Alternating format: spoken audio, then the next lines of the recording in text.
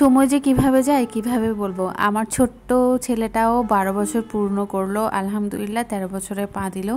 আমার ছেলে বড় ইয়াজিন, ওর আজকে বার্থডে। সবাই দোয়া করবেন। এই ব্লগটা না অনেক আগের ব্লগটা, বলতে আমার মেজো বোন আসছিল ঈদের পরেই, কেক নিয়ে আসছিল, তখনই আমরা অলরেডি সেলিব্রেট করে ফেলেছিলাম ওর 12তম বার্ষিকী আর কি। তো দেখতে দেখতে কীভাবে যে সময় চলে যায়, আমার ছেলেটাও এত বড় হয়ে গেল। আসলে প্রথম সন্তানগুলা কেমন হয় জানেন, ওদের প্রথম সন্তানের সময় আমরা তেমন কিছুই জানি না বলতে গেলে। ওদের সাথে সাথে আমরাও বড় হয়ে উঠি, ওরা সন্তান রূপে আর আমরা মা হয়ে। তো যাই হোক, আমার বাচ্চাটার জন্য অনেক অনেক দোয়া করবেন, আমার বাচ্চাটার জন্য ভালো মানুষ হয়। এত হাজার হাজার অমানুষের ভিতরে যেন আমার বাচ্চাটা মানুষের মতো মানুষ হয়, মানবিকতা যেন তার মধ্যে থাকে, মনুষ্যত্ব যেন থাকে আর কি। তো সর্বোচ্চ মা বাবা হিসেবে সর্বোচ্চ ভালো দোয়াটাই ওদের জন্য থাকবে। আর সব কিছু তো আল্লাহর হাতে। তো আমার বাচ্চাদের জন্য অবশ্যই দোয়া করবেন।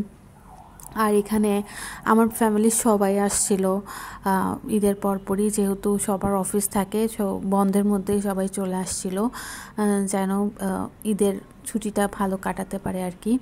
তো এখানে আমি এবার তেমন একটা রেসিপি করি নাই, জাস্ট হচ্ছে মোরগ পোলাও, কাবাব, তারপর হচ্ছে জর্দা ভাত, আর ছিল হচ্ছে ডিমের কোরমা। আর আমার বাসার সবাই শুটকির তরকারি খুব পছন্দ করে, বিশেষ করে আমার বাবা। তো ওনার জন্য একটু শুটকির তরকারি করা হয়েছিল ছাদের বেগুন দিয়ে, ফাইসা শুটকি দিয়ে আর কি। আমার বাবা একদমই রিচ ফুড পছন্দ করে না, খায় না, একদম টোটালি খায় না। তো যার কারণে ওনার জন্য সবসময় শুটকির আইটেমই করা হয় আর কি। এরপরে খাওয়া দাওয়ার পর্ব শেষ করে আমরা কেক কাটার পর্বে চলে আসি। প্রথমে সবাই মনে করছিল যেহেতু আমার বার্থডে, তো সবাই মনে করছিল আমার জন্য। পরে যখন আমরা বক্স খুললাম, দেখলাম যে না, আমাদের ইয়াজিন বাবার জন্মদিনের জন্য মেজো আপু একটা কেক আনছে। তো এইভাবেই আমরা হচ্ছে ওর কেক মানে বার্থডেটা সেলিব্রেট করলাম। যেখানে যাক না কেন, কাছাকাছি যার বার্থডে থাকে তার জন্য হচ্ছে কেক নিয়ে আসে। এভাবেই হচ্ছে আমরা একটা বাহানা খুঁজি সবাই একসাথে হওয়ার আর কি। তো সবাই এভাবে পালন করলাম বার্থডেটা। তারপর হচ্ছে সবাই একসাথে কেক কাটলাম। আর সবচেয়ে বড় কথা হচ্ছে সেদিন লাবিব সাইমুম আমাদের সাথে ছিল, কারণ ওদের ভার্সিটি থাকে, ওরা আমাদেরকে তেমন একটা সময় দিতে পারে না। আমাদের এখানে আমার বাবা হচ্ছে চকলেটগুলো নিয়ে খেয়ে ফেলছিল, ও চুকচুক করে এই কাজগুলাই করে। আর ওকে আমরা বাসার সবাই ইঁদুর ডাকি, কারণ ইঁদুর যেমন চুকচুক করে খেয়ে ফেলে সব কিছু, আমাদের ইয়ামান বাবাও এরকম চুকচুক করে হচ্ছে চকলেট যা থাকে আপনারা দেখেন, ওই যে খেয়ে ফেলতেছে ও। তো এখানে ইয়াজিন একটু বেশি এক্সাইটেড ছিল। আমাদের মানে কি বলবো, মানে বয়সন্ধিকাল শুরু হলে যাওয়া হয় আর কি। আর ইয়াজিন হচ্ছে উমিদের জন্য খুব বেশি পাগল আর কি। ওরা বয়সের তেমন একটা ডিস্টেন্স না, 3-4 মাসের। ওদের বন্ধুত্বপূর্ণ সম্পর্ক, মানে ভাইয়ের থেকেও বন্ধুত্বপূর্ণ সম্পর্ক বেশি।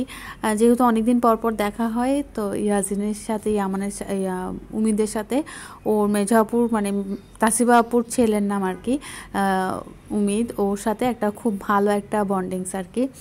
তো এই তো আমরা সবাই এভাবেই সেলিব্রেট করলাম। এর মাঝখানে সবাই কেকটা কেটে কুটে খেয়ে ফেললাম আর কি। তারপরে হচ্ছে চলে যাওয়ার পালা। এখানে মেজো আপু খুব সুন্দর একটা ড্রেস পরছিল, যদিও এটা ওর পেজের না। তো তারপর হচ্ছে আমাদের উমিদ বাবা, দেখেন মাশাআল্লাহ উমিদ কিন্তু অনেক লম্বা হয়ে গেছে। আর এখানে আমাদের ইয়ামান বাবা কিন্তু গাড়িতে উঠেই বসে থাকে, সুন্দর জামাইয়ের মতো বসে আছে, আমি আপনাদেরকে দেখাবো রাজীব ভাইয়ের পাশে। তারপর তো ও তো গাড়িতে উঠলে একদম ফুট বাবু হয়ে বসে থাকে, ওই যে বসে আছে দেখছেন, এই যে রাজীব ভাইয়ের সাথে সব আবদার শুরু করে দেয় আর কি, মামা বলে কথা। তো আমার এই বোরিং ব্লগটা আজকে বোরিং বলাও উচিত হবে কিনা জানি না, আসলে মনটাও ভালো আবার খারাপও আর কি, সব কিছু মিলিয়ে।